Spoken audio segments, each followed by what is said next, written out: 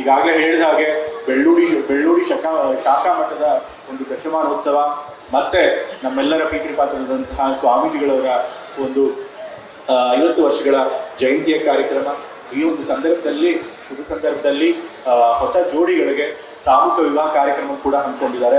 ಬಹಳ ಉತ್ತಮವಾದಂತಹ ಕೆಲಸನ ಸ್ವಾಮೀಜಿಗಳು ಮಾಡ್ತಾ ಇದ್ದಾರೆ. ಯಾಕೆಂತಂದ್ರೆ ನಮ್ಮ ಸಮಾಜದಲ್ಲಿ ಮದುವೆ ಮಾಡೋದು ಅಂತಂದ್ರೆ ಬಹಳ ಕಷ್ಟವಾದಂತಹ ಕೆಲಸ, ಬಹಳಷ್ಟು ವೆಚ್ಚ ಆಗುತ್ತೆ. ಪಾಪ ಎಷ್ಟೊಂದು ಬಡವರಿಗೆ ತಮ್ಮ ಮಕ್ಕಳಿಗೆ ಮದುವೆ ಮಾಡುವಂತ ಶಕ್ತಿ ಇರೋದಿಲ್ಲ. ಮತ್ತೆ ಎಷ್ಟೊಂದು ಜನ ಬಡವರು ಪಾಪ ತಾವು ಇಡೀ ಜೀವಮಾನ ದುಡಿದಂತ ಎಲ್ಲ ಆಸ್ತಿಯನ್ನ ಕೂಡ ಮದುವೆ ಮಾಡೋದಕ್ಕೆ ಕಳ್ಕೊಳ್ಬೇಕಾಗುತ್ತೆ. ಅಷ್ಟು ದುಬಾರಿ ಮದುವೆ ಕಾರ್ಯಕ್ರಮಗಳು. ಹಾಗಾಗಿ ಬಡವರಿಗೆ, ಅದು ಕೇವಲ ನಮ್ಮ ಸಮುದಾಯದವ್ರು ಮಾತ್ರ ಅಲ್ಲ, ಎಲ್ಲಾ ಜಾತಿಗೆ ಸೇರಿದಂತಹ ವಧುವರರಿಗೆ ಇವತ್ತು ಸಾಮೂಹಿಕ ಕಾರ್ಯಕ್ರಮ ಹಮ್ಮಿಕೊಂಡು ಅವ್ರಿಗೆ ಹೊಸ ಜೀವನ ಕಟ್ಕೊಡೋದಕ್ಕೆ ಅವಕಾಶ ಮಾಡಿಕೊಟ್ಟಿದೆ ನಮ್ಮ ಶಾಖಾ ಮಠ, ಬೆಳ್ಳೂಡಿ ಶಾಖಾ ಮಠ ಮತ್ತೆ ಸ್ವಾಮೀಜಿಗಳವರು. ಹಾಗಾಗಿ ಮೊದಲಿಗೆ ನಾನು ಸ್ವಾಮೀಜಿಗಳಿಗೆ ತುಂಬು ಹೃದಯದ ಕೃತಜ್ಞತೆಗಳನ್ನ ಜೋಡಿಗಳ ಪರವಾಗಿ ಮೊದಲು ನಾನು ತಿಳಿಸೋದಕ್ಕೆ ಇಷ್ಟಪಡ್ತೇನೆ. ನಮ್ಮ ಶಾಖಾ ಮಠ ಆಗ್ಬೇಕಂತಂದ್ರೆ ನಿರಂಜನಾನಂದ ಸ್ವಾಮಿಗಳು ಇಷ್ಟೆಲ್ಲ ಕಷ್ಟಪಟ್ಟು ಅಂತ ಅವ್ರು ಮಾತನಾಡ್ತಾ ಹೇಳ್ತಾ ಇದ್ರು. ಹಲವಾರು ರಾಜಕಾರಣಿಗಳ ಒಂದು ಸಹಕಾರ ಪಡೆದು ಮತ್ತೆ ಹಲವಾರು ಜನರು ನಮ್ಮ ಸಮುದಾಯದಿಂದ ದೇಣಿಗೆ ಪಡೆದು ಭೂಮಿಯನ್ನ ತೆಕ್ಕೊಂಡು ಮತ್ತೆ ಸರ್ಕಾರದ ಅನುದಾನ ಪಡೆಯಿತು ಒಂದು ಕಟ್ಟಡನ ಕಟ್ಟಬೇಕಾಯ್ತು ಅಂತ ಹೇಳಿ, ಜೊತೆಗೆ ಇಲ್ಲೇ ಒಂದು ಎಲ್ಲ ಸಮುದಾಯದ ಮಕ್ಕಳಿಗೆ ಒಂದು ಕೋಚಿಂಗ್ ಸೆಂಟರ್ನ ಮಾಡೋದಕ್ಕೆ, ಕಾಂಪಿಟೇಟಿವ್ ಎಕ್ಸಾಮಿನೇಷನ್ಗಳಿಗೆ ಕೋಚಿಂಗ್ ಸೆಂಟರ್ ಮಾಡೋದಕ್ಕೆ ಕೂಡ ಬಹಳ ಕಷ್ಟಪಟ್ಟು ಕಟ್ಟಿದ್ದಾರೆ. ಇವತ್ತು ಕಟ್ಟಿರುವಂತಹ ಮಠ, ಸ್ವಾಮಿಗಳು ಕಷ್ಟಪಟ್ಟು ಕಟ್ಟಿರುವಂತಹ ಮಠ ಇವತ್ತು 10 ವರ್ಷಗಳನ್ನ ಪೂರೈಸಿದೆ. ಇದಕ್ಕೆ ಕಾರಣಕರ್ತರು ಯಾರಪ್ಪ ಅಂತಂದ್ರೆ ಸ್ವಾಮಿಗಳು ಮಾತ್ರ. ಅವರು ಕಷ್ಟಪಟ್ಟಿದ್ದರಿಂದ, ಅವರು ಒಂದು ದೂರದರ್ಶಕದಿಂದ ಇವತ್ತು ಈ ಒಂದು ಶಾಖಾ ಮಠ ಇಟ್ಟಿರೋದಕ್ಕೆ ಸಾಧ್ಯ ಆಗಿದೆ. ಅದಕ್ಕೂ ಕೂಡ ನಾನು ಸ್ವಾಮೀಜಿಗಳವರಿಗೆ ತುಂಬುವುದಕ್ಕೆ ಕೃತಜ್ಞತೆಗಳನ್ನು ತಿಳಿಸಲಿಕ್ಕೆ ಇಷ್ಟಪಡ್ತೇನೆ. ಮತ್ತೆ ನಿಮ್ಗೆಲ್ಲರಿಗೂ ಗೊತ್ತಿರೋ ಹಾಗೆ ನಮ್ಮ ಭಾರತೀಯ ಒಂದು ಸಾಮಾಜಿಕ ವ್ಯವಸ್ಥೆಯಲ್ಲಿ ಎಲ್ಲರೂ ಕೂಡ ಸಮಾನರಲ್ಲ. ನಮ್ಮ ಭಾರತೀಯ ಸಮಾಜದಲ್ಲಿ ಜಾತಿ ವ್ಯವಸ್ಥೆ ಕಾರಣದಿಂದ ಅಸಮಾನತೆ ಬಹಳ ಶತಮಾನಗಳಲ್ಲಿ ಕೂಡ ಕೆಲವು ವರ್ಗದವರು ಮಾತ್ರ ಶಿಕ್ಷಣ, ಅಧಿಕಾರ ಮತ್ತೆ ಅಂತಸ್ತು ಇದನ್ನೆಲ್ಲ ಅನುಭವಿಸ್ಕೊಂಡು ಬಂದಿದ್ದಾರೆ. ಆದ್ರೆ ಬಹುಸಂಖ್ಯಾತ ವರ್ಗದ ಜನರು ಜಾತಿ ವ್ಯವಸ್ಥೆ ಕಾರಣದಿಂದ ಅವಕಾಶ ವಂಚಿತರಾಗಿದ್ದಾರೆ, ಶೋಷಿತರಾಗಿ ಬದುಕಬೇಕಾಗಿ ಬಂದಿದೆ. ಈ ಒಂದು ವ್ಯವಸ್ಥೆನ ಬದಲಾಯಿಸೋದು ಅಷ್ಟು ಸುಲಭವಲ್ಲ. ಈ ಒಂದು ವ್ಯವಸ್ಥೆನ ಬದಲಾಯಿಸಕ್ಕೆ ಇತಿಹಾಸದುದ್ದಕ್ಕೂ ಬಹಳಷ್ಟು ಜನ ಮಹನೀಯರು ಕಷ್ಟಪಟ್ಟಿದ್ದಾರೆ.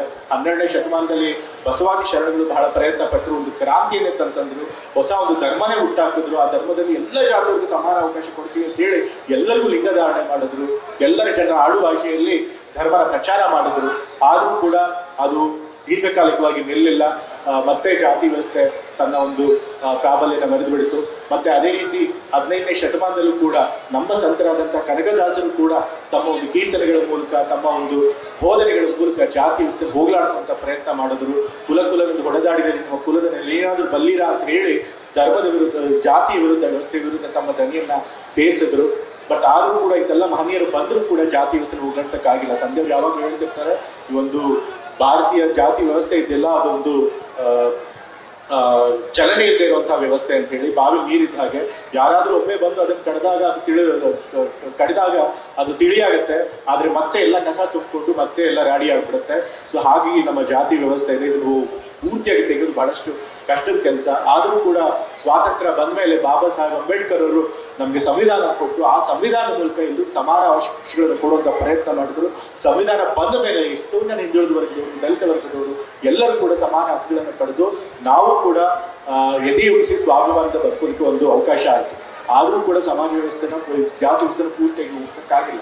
ಅದಕ್ಕೊಂದು ಮುಖ್ಯ ಕಾರಣ ಏನಪ್ಪಾ ಅಂತಂತಂದ್ರೆ, ಜಾತಿ ವ್ಯವಸ್ಥೆಯ ಮೂಲ ಇರೋದು ಧರ್ಮದಲ್ಲಿ ವರ್ಣಾಶ್ರಮ ವ್ಯವಸ್ಥೆಗೆ, ಜಾತಿ ವ್ಯವಸ್ಥೆಗೆ ಒಂದು ಒಪ್ಪಿಗೆ ಮುದ್ರೆ ಕೊಟ್ಟಿರೋದ್ರಿಂದ ಈ ಜಾತಿ ವ್ಯವಸ್ಥೆ ತೆಗೆಯಕ್ಕೆ ಸಾಧ್ಯ ಆಗ್ತದೆ. ಈ ಒಂದು ಜಾತಿ ನಿರ್ಮೂಲನೆ ಆಗ್ಬೇಕು ಅಂತಂತಂದ್ರೆ ಧರ್ಮನೇ ಸುಧಾರಣೆ ಆಗ್ಬೇಕು. ಆದ್ರೆ ಧರ್ಮ ಸುಧಾರಣೆ ಆಗ್ಬೇಕು ಅಂತಂತಂದ್ರೆ ನಾವು, ನೀವು ಅಥವಾ ರಾಜಕೀಯ ನಾಯಕರುಗಳು ಮಾಡೋದಕ್ಕೆ ಬಹಳ ಕಷ್ಟ ಸಾಧ್ಯ. ಯಾವಾಗ ಕೂಡ ಈ ಒಂದು ಧರ್ಮ ಸುಧಾರಣೆ ಮಾಡಿ ಜಾತಿ ವ್ಯವಸ್ಥೆಯನ್ನ ಹೋಗಲಿಕ್ಕೆ ಪ್ರಯತ್ನ ಪಟ್ಟಿರೋರು ಅಂತಂತಂದ್ರೆ ಹೆಚ್ಚಾಗಿ ಎಲ್ಲ ಧರ್ಮ ಪ್ರವರ್ತಕರು. ಯಾರು ಧರ್ಮದ ಬಗ್ಗೆ ಮಾರ್ಗದರ್ಶನ ಮಾಡೋಕ್ಕೆ ಒಂದು ಅಧಿಕಾರ ಸ್ಥಾನದಲ್ಲಿ ಇರ್ತಾರೋ ಅಂಥವ್ರು ಜಾತಿ ವ್ಯವಸ್ಥೆ ಹೋಗಲಾಡಿಸುವಂತ ಪ್ರಯತ್ನ ಮಾಡಿದಾಗ ಅದು ಪರಿಣಾಮಕಾರಿಯಾಗಿ ಜಾತಿ ವ್ಯವಸ್ಥೆ ಹೋಗಲಾಡಿಸೋದಕ್ಕೆ ಸಾಧ್ಯ ಆಗುತ್ತೆ. ಅದಕ್ಕೆ ನಾವು ಬಸವಣ್ಣನ ನೋಡ್ಬೋದು, ಕನಕದಾಸನ ನೋಡ್ಬೋದು, ಅವರೆಲ್ಲ ಪ್ರಯತ್ನ ಪಟ್ಟಾಗ ಜಾತಿ ವ್ಯವಸ್ಥೆ ಒಂದಿಷ್ಟು ಸಡಿಲ ಆಗಿತ್ತು. ಸೊ ಹಾಗಾಗಿ ಇವತ್ತು ಎಲ್ಲ ಸಾಧು ಸುಸಂತರು ಜನರಿದ್ದಾರೆ. ಅವ್ರಿಗೂ ಎಲ್ಲರೂ ಕೂಡ ಬಸವಾದಿ ತತ್ವದ ನಂಬಿಕೆ ಇಟ್ಕೊಂಡಿರೋರು, ಕನಕದಾಸರ ತತ್ವದ ನಂಬಿಕೆ ಇಟ್ಕೊಂಡಿರೋರು.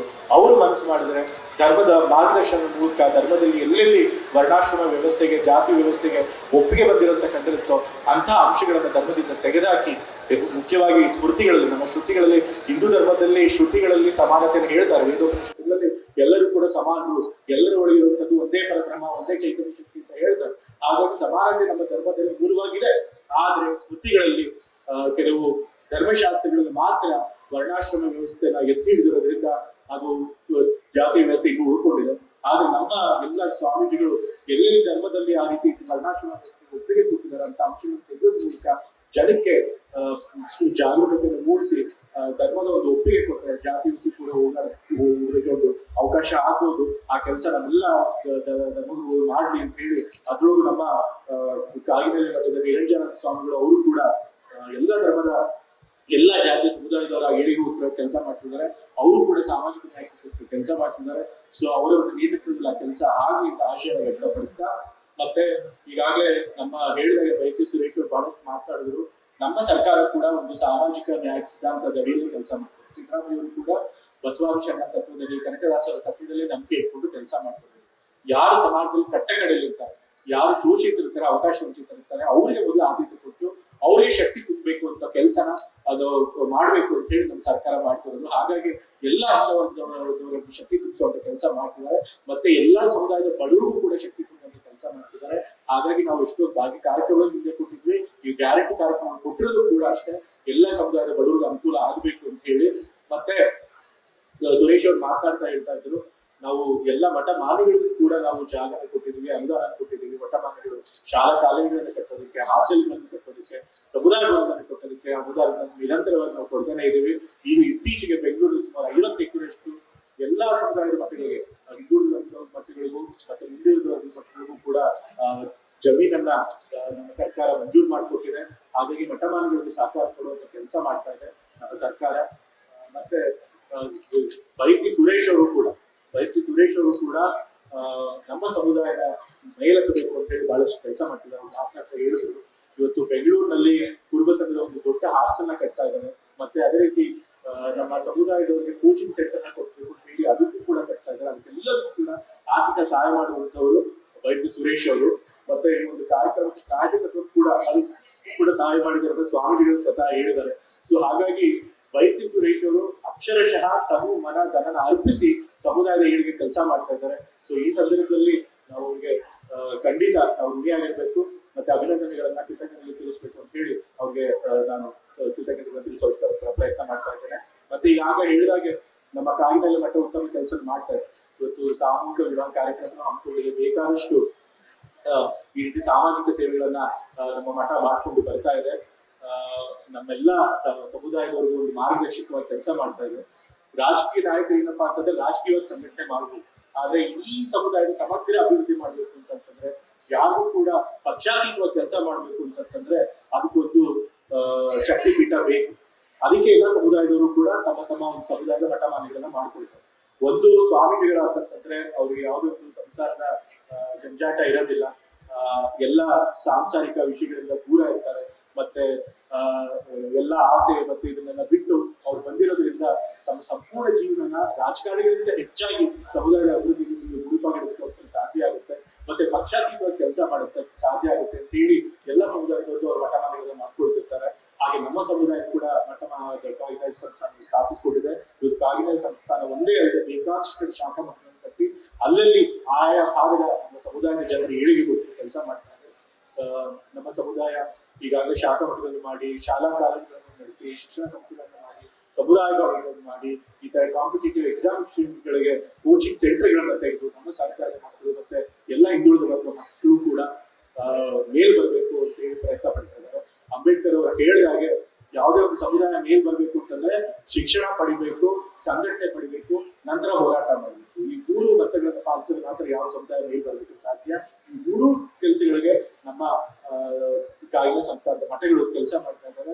ಅದಕ್ಕೆ ಮತ್ತೊಮ್ಮೆ ನಾನು ನಮ್ಮ ಕಾಗಿನೆಲೆ ಸಂಸ್ಥಾನದ ಮಠದ ಎಲ್ಲಾ ಸ್ವಾಮೀಜಿಗಳಿಗೂ ಕೂಡ ಕೃತಜ್ಞತೆ ತಿಳಿಸೋಕೆ ಇಷ್ಟಪಡ್ತಾ ಇದ್ದೇನೆ. ಮತ್ತೆ ಸ್ವಾಮೀಜಿಯವರು ಮಾತನಾಡಿದ ಹಲವಾರು ಮನವಿಗಳನ್ನ ಹೇಳಿದ್ರು ಸರ್ಕಾರಕ್ಕೆ. ಇಲ್ಲೊಂದು ಭೈರಪ್ಪನ ಪಾದ ಅದೊಂದು ಏತ ನೀರಾವರಿ ಕಾಮಗಾರಿಗೆ ಸರ್ಕಾರದ ಅನುದಾನ ಆಗ್ಬೇಕು ಅಂತ ಹೇಳಿದ್ರು. ಮತ್ತೆ ಇಲ್ಲೊಂದು ಯಾವುದೊಂದು ಕೈಗಾರಿಕೆ ಇದೆ, ಕೆಲಸ ಮಾಡೋದು ಬಹಳಷ್ಟು ಆಗ್ತಾ ಇದೆ, ಅದನ್ನು ಸ್ಥಳಾಂತರ ಮಾಡ್ಬೇಕು ಅಂತ ಕೇಳ್ಕೊಂಡ್ರು. ಮತ್ತೆ ರೇವಣಸಿದ್ದೇಶ್ವರ ಜಯಂತಿಯನ್ನು ಸರ್ಕಾರದ ವತಿಯಿಂದ ಪ್ರಾರಂಭ ಮಾಡೋದಕ್ಕೆ ವತಿಯಿಂದ ಆಚರಣೆ ಮಾಡೋದಕ್ಕೆ ಪ್ರಾರಂಭ ಮಾಡಬೇಕು ಅಂತ ಹೇಳ್ಕೊಂಡು ಇನ್ನೂ ಹಲವಾರು ಮನವಿಗಳನ್ನ ಕೇಳಿದ್ರು. ಖಂಡಿತ ಮುಖ್ಯಮಂತ್ರಿಗಳಿಗೂ ಮತ್ತೆ ಸಂಬಂಧಪಟ್ಟ ಎಲ್ಲ ಮಂತ್ರಿಗಳಿಗೂ ಇವರು ಗಮನಕ್ಕೆ ತಂದು ಆ ಕೆಲಸ ಹಂತವಾಗಾದ್ರೂ ಆಗೋದಕ್ಕೆ ಪ್ರಯತ್ನ ಪಡ್ತೀನಿ.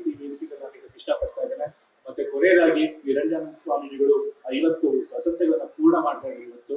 ನಮ್ಮೆಲ್ಲರ ಪ್ರೀತಿ ಪಾತ್ರ ಸ್ವಾಮೀಜಿಗಳು ಅವರು ನಿಸ್ವಾರ್ಥವಾಗಿ ಸಮಾಧಿಗಳಿಗೆ ಕೆಲಸ ಮಾಡ್ತಿದ್ದಾರೆ, ಮತ್ತೆ ಸಮಾಜ ಒಗ್ಗೂಡಿಸುವಂತ ಕೆಲಸ ಮಾಡ್ತಾರೆ, ಸಂಘಟನೆ ಮಾಡುವಂತ ಕೆಲಸ ಮಾಡ್ತಿದ್ದಾರೆ, ಮತ್ತೆ ಕೇವಲ ಕುರುಬ ಸಮುದಾಯದ ಮಾತ್ರ ಅಲ್ಲಿ ಎಲ್ಲ ಹಿಂದೂ ವರ್ಗದಲ್ಲೂ ಕೂಡ ಒಗ್ಗೂಡಿಸೋ ಕೆಲಸ ಮಾಡಿ ಅವ್ರಿಗೆ ಮಾರ್ಗದರ್ಶಕ ಸ್ಥಾನದಲ್ಲಿದ್ದಾರೆ. ಸೊ ಅವ್ರಿಗೆ ದೇವರು ಆಯಸ್ಸು ಆರೋಗ್ಯ ಕೊಟ್ಟು ಈ ರೀತಿ ಸಮಾಜ ಸೇವೆ ಮಾಡೋದಕ್ಕೆ ಮಾನಸಿಕವಾದಂತ ಮತ್ತು ದೈಹಿಕ ಶಕ್ತಿಯನ್ನು ಹೆಚ್ಚಿಗೆ ಕೊಡ್ಲಿ. ಅವ್ರು ಮಾಡುವಂತ ಎಲ್ಲ ಕೆಲಸಗಳಿಗೂ ಕೂಡ ಅವ್ರಿಗೆ ಯಶಸ್ಸು ಸಿಗ್ಲಿ, ಮತ್ತೆ ಅವ್ರು ಮಾಡೋ ಕೆಲಸಗಳಿಗೆ ಎಲ್ಲ ಜನರ ಬೆಂಬಲ, ನಾಯಕರ ಬೆಂಬಲ, ಸಹಕಾರ ಸಿಗಲಿ ಅಂತ ಹೇಳಿ ಇವತ್ತು ಒಂದು ಒಳ್ಳೆ ಕಾರ್ಯಕ್ರಮ ಮಾಡಿ ನಮ್ಮೆಲ್ಲ ಕರೆದು ಈ ಕಾರ್ಯಕ್ರಮ ಭಾಗವಹಿಸಕ್ಕೆ ಅವಕಾಶ ಮಾಡಿಕೊಟ್ಟಿದ್ದಾರೆ. ಈ ಒಂದು ಕಾರ್ಯಕ್ರಮಕ್ಕೆ ಈಗಾಗಲೇ ಎಲ್ಲರೂ ಹೇಳಿದಾಗೆ ಮುಖ್ಯಮಂತ್ರಿಗಳು ಬರಬೇಕಾಗಿತ್ತು, ಆದ್ರೆ ಹಠಾತ್ ಆಗಿ ಡೆಲ್ಲಿನಲ್ಲಿ ಕಾಂಗ್ರೆಸ್ ವರ್ಕಿಂಗ್ ಕಮಿಟಿ ಅಂದ್ರೆ ಕಾಂಗ್ರೆಸ್ ಕಾರ್ಯಕಾರಿಣಿ ಸಭೆಯನ್ನ ಆಯೋಜನೆ ಮಾಡಿದ್ರಿಂದ ಮುಖ್ಯಮಂತ್ರಿಗಳು ಹೋಗ್ಲೇಬೇಕಾಗಿತ್ತು. ಹಾಗಾಗಿ ಈ ಕಾರ್ಯಕ್ರಮಕ್ಕೆ ಬರಲಿಲ್ಲ. ಹಾಗಾಗಿ ಸ್ವಾಮೀಜಿಗಳು ಸಿಎಂ ಅವರು ಕೂಡ ಫೋನ್ ಮಾಡಿ ಮತ್ತೆ ನನಗೂ ಕೂಡ ಫೋನ್ ಮಾಡಿ ಈ ಕಾರ್ಯಕ್ರಮಕ್ಕೆ ಬರಲೇಬೇಕು, ಸಿದ್ದರಾಮಯ್ಯ ಪ್ರತಿನಿಧಿಯಾಗಿ ಅಂತ ಕೇಳಿದ್ರು. ಸುರೇಶ್ ಅವರನ್ನು ಕೂಡ ಕೇಳ್ಕೊಂಡಿದ್ರು. ಸೊ ಸ್ವಾಮೀಜಿಗಳು ಹೇಳಿದ ಮೇಲೆ ನಾನು ಮರು ಮಾತನಾಡಿದೆ, ಬೆಂಗಳೂರಲ್ಲಿ ಇದ್ದಂತೆಲ್ಲಾ ಕಾರ್ಯಕ್ರಮ ರದ್ದು ಮಾಡಿ ಇವತ್ತು ಈ ಕಾರ್ಯಕ್ರಮಕ್ಕೆ ಬಂದಿದ್ದೇನೆ. ಬಟ್ ಬಹಳ ಸಂತೋಷ ಬೇಕಾಗಿತ್ತು ಭಾಗವಹಿಸಿ ಅಂತ ಹೇಳಿ ಮತ್ತೊಮ್ಮೆ ಎಲ್ಲರೂ ಕೂಡ ನನ್ನ ವಂದನೆಗಳನ್ನು ತಿಳಿಸಿ ಮಾತುಗಳನ್ನು